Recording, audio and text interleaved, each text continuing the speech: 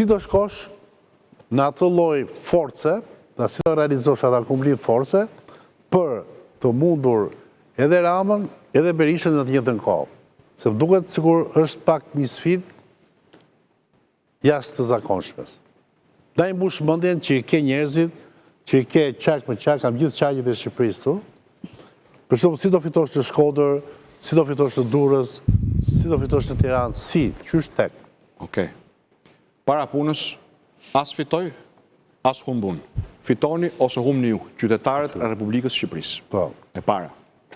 Duhet mësoheni me këtë koncept se ka 35 vjet që i shkojmë brapa një kategorie politikanësh që ju ashet zgjedhjet si ndeshje futbolli, sepse i intereson që qytetarët sillen si tifoz futbolli.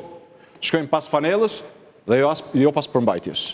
Dhe kështu e kanë marrë Shqipërinë zvarr dhe e kanë çuar poshtë e më poshtë e më poshtë, dhe sot i ke çmimet më të larta se në Kosovë, i ke çmimet më të larta se Maqedoninë e Veriut, i ke pagat më të ulta, i ke pensionet më të ulta, ke zero subvencione për fermerët, e ke sipërmarrjen të shkalafitur dhe ke emigracionin rekord krahasuar me Ballkanin. Pra konkretisht si do ta realizoni këtë? Detyra ime dhe detyra jone, koalicionit Euroatlantik, numrit 4, është të paraqesim para shqiptarëve një alternativë.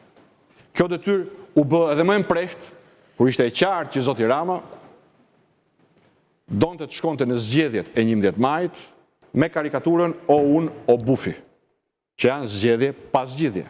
Pra, në mungesë totale të një bilanci pozitiv, i zhytur në korrupsion si asnjëherë që nga 1912, donte të devionte diskutimin që pos më thatë mua votën, do vi Sali Berisha, cilin e përdor si gogol për votuesit e majit. Supozojmë që vini ju, çfarë Ky plan hapi parë i suksesshëm është që ky plan nuk u realizua.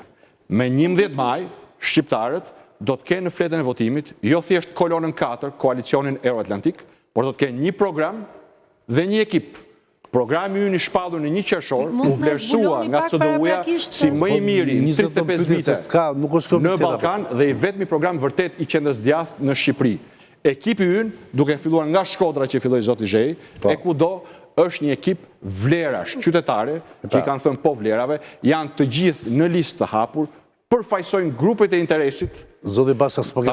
Nuk mbaron tani se tani një sekond kam 30 minuta që po bën fushat. Jo më jam në rregull.